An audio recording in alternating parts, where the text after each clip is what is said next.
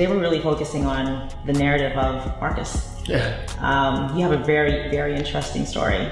So before we get into your music, because I know you're launching a whole new, is it a 5-track EP? It's a 5-track EP, yes. Yeah, and the first single is Pluto. Pluto. Yeah, so before we get into that, because we definitely will, Okay. I want to talk about the man behind the music.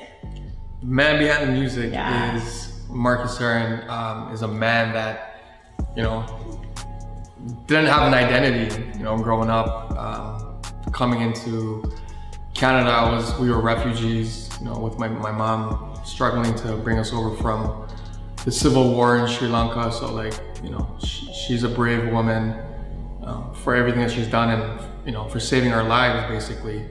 But, you know, the man that I am now, I think I've come to a point in my life where I've finally found my identity, you know, and my identity now is transparency.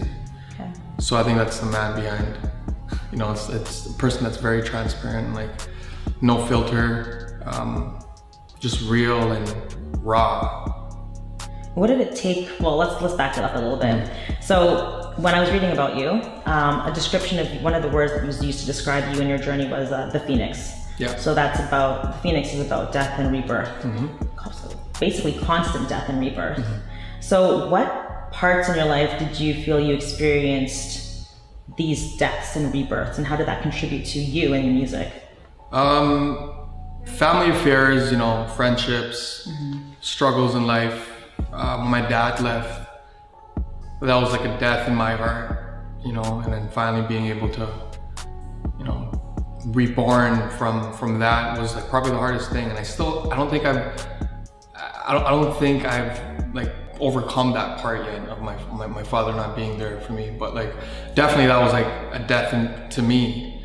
Even till now, like I'll say it in front of everyone, like he's probably dead to me, but I think I'm at a point in life where I'm ready to let go and like really like, you know, forgive him.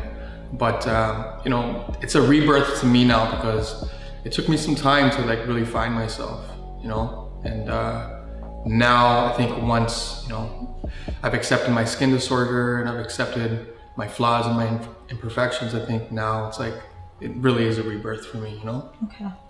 So we talked, just before you got on camera, we talked about how you had moved from place to place. Yeah. Can you talk a little bit about that stage in your life and then how Sure. it led up to you getting into music?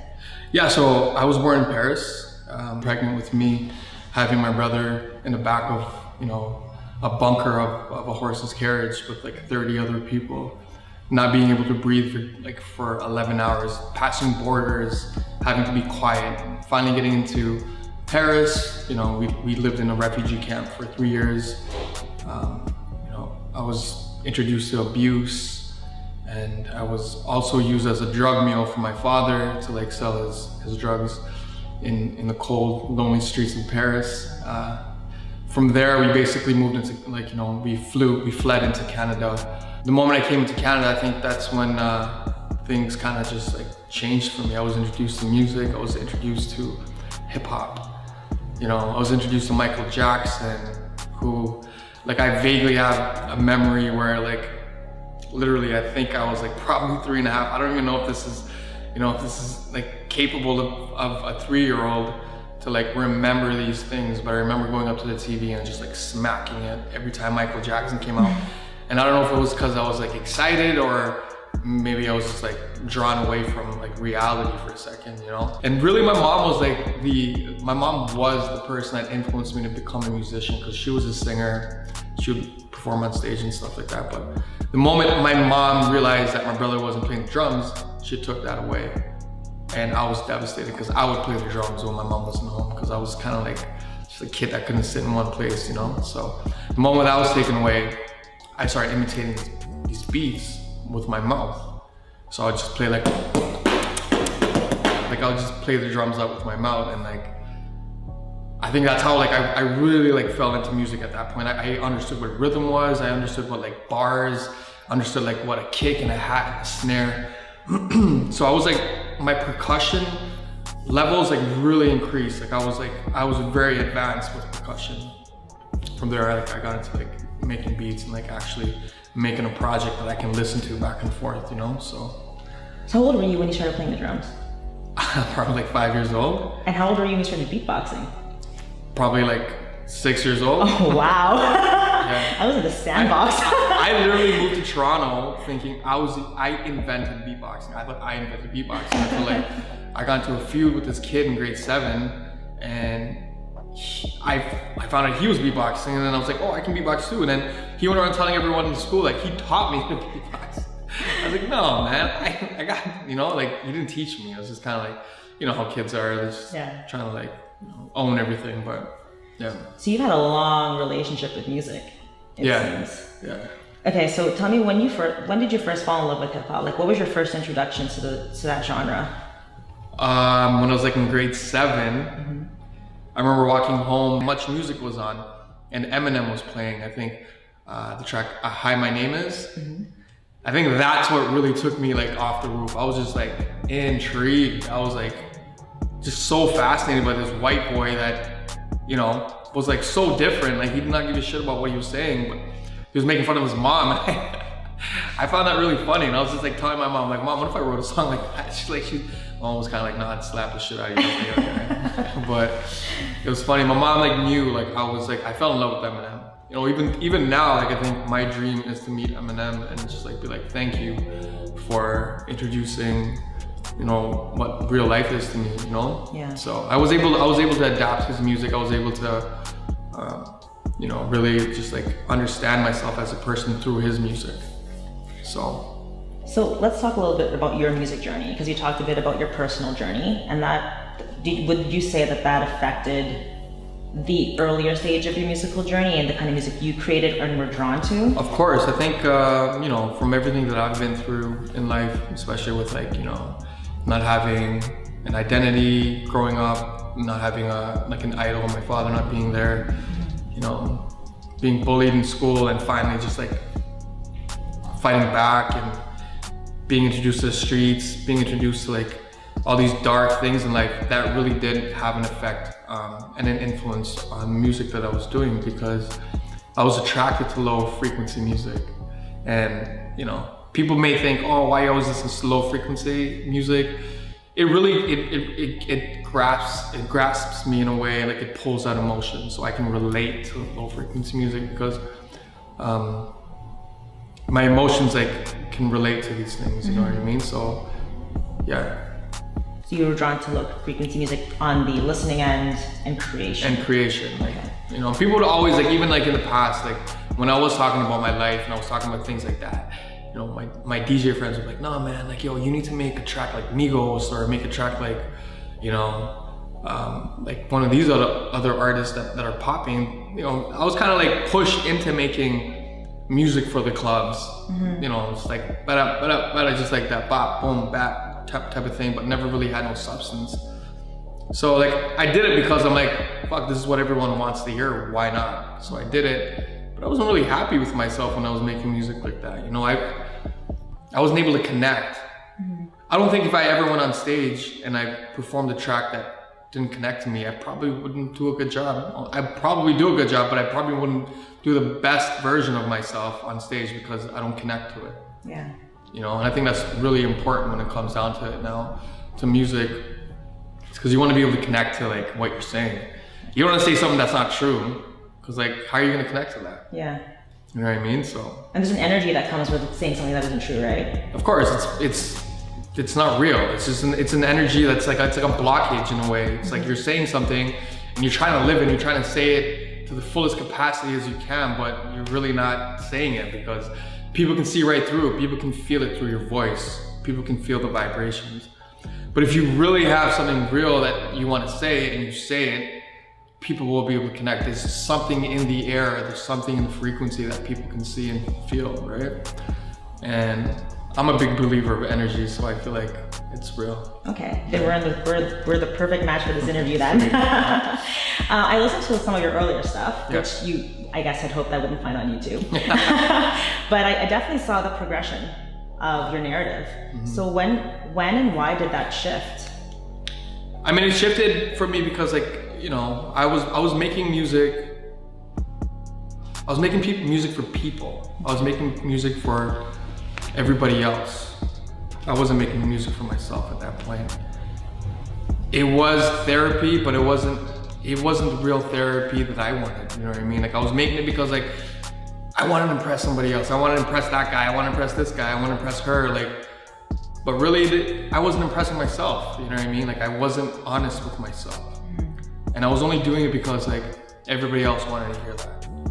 I was trying to jump on a wave that everybody was on because I wanted to be like everyone else. And like, I'll be real. Like, I was trying to like fit into society and what everybody else was doing, but like, I just didn't like, you know, it wasn't, I just didn't feel it. But like the moment I realized like, you know, that's not who I want to be, I think, and like I wanted to just like be transparent with what I want to say, that's when like my narrative changed. Okay. Yeah. What would you describe your narrative as in the past? Raw emotion. As to like my past narrative would be just fake drug music, you know, it's just like vibes, you just want to bop your head to like shit that people don't even understand what you're saying. Like, but now it's like when I say something, when I talk about something in a song, like, you know, for instance, the other day, like I played like one of these tracks that I'm working on for my buddy, and like he literally stopped and like he couldn't fathom what it was. He's like, oh my god, that made me feel such a way. Like, I don't even know what to say to you, bro. It's like that shit is like on another level. And like, that's what I want to do. Like, I think that's my purpose in this world, is because it's funny because you think you're the only person that goes through certain things, but like when you actually say it on the song, you know, I'm talking about me being a drug mule, but I'm sure there's millions of other kids that have been through that story that are so scared to share that with the rest of the world. But the moment you share that with someone, I think the world will embrace it and be like, oh my God, like holy crap, like I went through almost a similar story to this kid. Like, I wanna hear more. And I think that's my purpose. I wanna heal people with my stories. That's great intention. Yeah. But that takes a lot of courage. It does. And I think I was really hiding behind the curtain. I was in the closet, like scared to like share my emotions because I was embarrassed of who I was. I was embarrassed that people wouldn't accept me. I was embarrassed that people think I was corny, you know? And like, it's not because I made these things up in my head. Like, there has been situations where people have been like, yo bro, what the fuck are you saying? Like, why are you talking about that? No one cares. Oh, you're sad? Who cares, bro? Talk about doing drugs. Talk about having sex. Talk about like, you know? And I'd be like, what? But what about the way I feel? What about like my emotions, bro? Like, you don't care? People really didn't care at that point. So I had to kind of take it in my own hand and be like, you know what, fuck this. Like, this is where I really am. Like, I don't care what other people think anymore. Like, you know, there's points in my life where people would just make fun of me. Like, oh bro, why do you look like a cow? Why do you look like that? Why, like, you know, and it was like, I think that's what made me stronger. And I'm like, yo, that's what you think? Well, fuck, this is what I think. Yeah, I look like a cow, but man, I have so much more to say than you would ever. You know what I'm saying? Like, I have real life situations that I can actually talk about, and if I'm able to get that story across from Canada to Switzerland or to South Africa, and if a kid, you know, can message me and say, hey man, like because of you, I'm able to go to school and not be bullied anymore, I think that is my purpose to life. Can we talk a little bit about the Indifference movement that you started and what it's all about and how it all became to be? Absolutely. So Indifference is a movement that I started. It's to empower anyone with imperfections, with flaws, and being able to bring that darkness into light.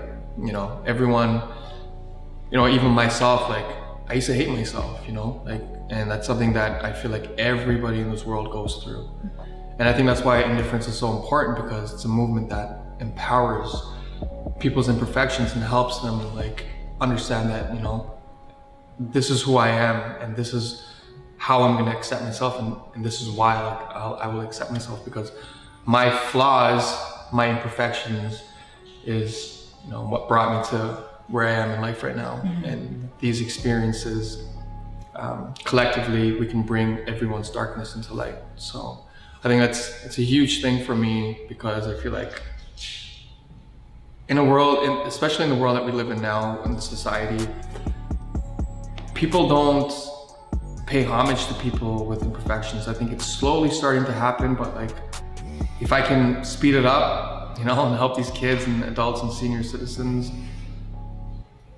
hey, like, I'd be happy with myself if I was to die tomorrow, you know? How did it start? Like, how did you start it all? Or It all started, you know, a few years ago when I finally like broke through with my vitiligo, like my skin condition. You know, my Instagram, social media just blew up within like a year. I got like, I think, I don't know, like 20,000 followers, and like 80% of those followers were all people with the same skin condition. Mm-hmm. So, you know, I was putting out music and stuff like that, but then like, you know, this was all at the same time as I was making like shit that didn't mean anything to me. Yeah. Then I was like, what am I doing? Like, why am I putting these songs out just to get attention from people that don't give a fuck about me? I'm like, let me talk to the people that actually care. Let me talk to my society, my 1% of the world who has the same skin condition. Let me see how responsive they are. So I started putting out videos talking about, hey man, like listen, this is who you are. I have the same thing as you. Love yourself. I know it's hard to accept when it first comes about, but love yourself.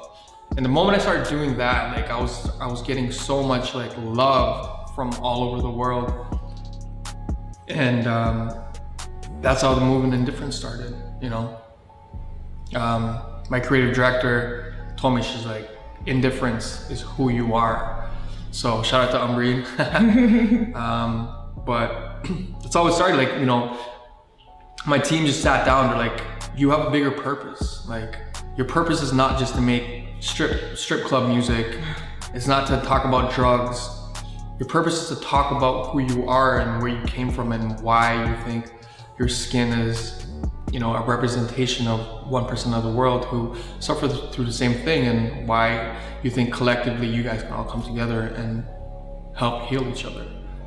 And I think that's what the whole Indifference movement is all about. And that's definitely influenced your music. Yeah, right? So, you know, now with the music, I'm tying all that in together. It's, you know, real, raw, truthful emotion. It's very transparent, and you know, it feels great. It feels great because it's like, when you're naked to the world and the world accepts you for, you know, who you are, I think that's like the biggest accomplishment anyone can ever make. You're not hiding behind anything. I'm literally, like I said before, pulling skeletons out of my closet and just showing the world who I am. This is who I am, accept me for who I am. That's being really vulnerable. It is, yeah. It took me a long time to get to this point in my life. A long time. Like, you know, I was fake with myself. I didn't like myself. I hated myself, but I just wanted to like put on this act for the world and let everyone think that I'm okay. When I really wasn't, you know what I mean? I really wasn't. So I'm just grateful for God and like the people in my life that helped me, you know, achieve these things and like come to, you know, a decision on moving forward with like healing the world. So I think that's a good thing. That's a dope message. And you got me all fired up about this EP, so I want to talk about that now. Sure. Okay, so it's 5 tracks. 5 tracks. Can we talk about Pluto? Because you actually put some NASA sounds into that track. Yeah, so the whole track, the whole album is based on a soundscape of the universe. Mm-hmm. Every track is basically named after a planet. Each track represents a planet, so Pluto, and every planet actually represents characteristics of humans, right? Mm-hmm. Of us, of energy, of stardust, of everything that's come together in our planet, in our universe. So Pluto is the first track. We were able to pull like the actual soundscape of Pluto from the NASA website. Wow. And incorporate it with the song. And you know, Pluto's characteristics is growth and change. So the track Pluto is about, you know, accepting and loving yourself and like, you know, empowering your imperfections and your flaws. So that's track number 1. Moving forward, we have Saturn, we have Venus, we have Mars. You know, just to put it into perspective, it's a very artistic soundscape because, like, you know, like you're literally entering my mind, you know. Wow. And how I believe and what I believe the world has to offer, and what more the world has to offer going into the universe, because there's more than just this world. You know, there's so many other planets that people think that we just live on Earth and we're the only beings. We only live in one solar system, you know, and our galaxy has millions and millions of solar systems. We're in one solar system which has 8 planets, or 9 planets, sorry. And you know, just think about how massive the universe is, and there's millions of galaxies. We're only in one galaxy which has like, you know, 100 million probably solar systems that have like another 10 planets in each solar system. So it just boggles my mind that people are so closed-minded when it comes to like what more there is outside this world. So that's why this whole album is based on, you know, the soundscape of the universe, because it kind of puts into perspective, man, like there's so much more to life than just our life. Yeah. So, I mean, it's probably like the most exciting album I've ever worked on. Like I said, this is like the most transparent I've ever been in any of my music. So I'm excited. So you're basically wearing your heart on your sleeve with this album. Exactly. Are you a little bit nervous to put yourself out there like that? At this point in my life, I don't think there's room to be nervous. Okay. There's no room to have any shame. There's no room for embarrassment, because I've been through all that.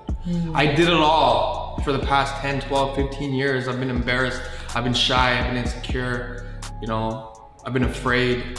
I think at this point in my life, it's like, you know what? Like, it's my last life. The moment I found out, my astrologer told me, this is your last life. Music is a memory of your past lifetimes. In this life, you will accomplish what you were been wanting to do, which is music. And I think at this point in my life, it's like, if I'm getting reassurance from an astrologer who's like very well trusted, who understands numerology and astrology, why am I going to be afraid and scared and embarrassed knowing that it's my last life that I'm living? I'm not going to be reincarnated after this. I want to say what I want to say and just let everything out. Accept me for who I am, you know what I mean? So I'm excited for the world to know who I am. Okay. Before we wrap it up, Yeah. I want to ask a few rapid fire questions. Okay. To get, you know, the viewers and your fans and listeners motivated, because you have an amazing story. Thank you. And that's going to leak through your music for sure. So I want to know, what keeps you going? Music, sounds, emotion, feeling, anger, you know, sadness, my family, my friends. That's what keeps me going. How do you stay motivated? Music is like my motivation. Anything I hear, like the sound of rain, you know, the sound of birds, it's all therapy to me. And like, you know, I can hear that, or I can hear like, you know, something drop. I can take that sound and I can replicate it and make it into an instrument. I think that's what motivates me, is like knowing that my mind is always open and I'm always aware of sounds coming from every fucking corner. And I think that's what motivates me, and like, you know. In an industry like the music industry, there's a lot of different energies in it, of course. Low, high frequency. How do you stay grounded? Just understanding that, you know, everyone's always gonna come at you with something, you know, with hate, with love. You just gotta be able to understand who you are and why you're here and what your purpose is, you know. Just stay in your lane, you know. If you want to do something absurd, think about it, and you know, before you make any actions. But the way I stay grounded is honestly God, like being humble and being vulnerable and being real with myself and with my peers and my friends, and just spreading love. I think that's what's important. And to anyone that's watching or is a fan of your music, who's going through a time of adversity, what is the one piece of advice you give them when they feel like I want to give up, hands in the air, I'm done? I would say honestly, like it's easy to say don't give up, because like that's probably every like answer to any question, don't give up. But like, I think you need to look at yourself in the mirror and ask yourself, you know, what is your purpose? What is your purpose? Why are you here? Once you sit down and actually write these things down and ask yourself these questions, you will get an answer, you know. And stay motivated. Like, just remember, like the more you spread love, the more positive energy you put out there, the more positive energy you're gonna get back into your life, you know. So just stay humble. I think that's a big key in this industry, not only in the industry, but in life, is to stay humble and to just understand that everyone will always have some sort of negativity, but as long as you dodge it, like, you know, you let it slide through and you don't, as long as you're aware of the energy, but you don't react to it. Don't react to things that don't serve you. Yeah. And I've been told that you're an amazing beatboxer. You kind of showcase that a little bit. So can you like fade out with you showing me your like favorite, I don't even know what you would call it. Like I think my favorite beat, I have a few favorite beats. I have a few favorite beats, but I think my favorite beat is probably like the Aaliyah beat. Are You That Somebody? Okay, I can get down with that. So it goes something like this. It goes.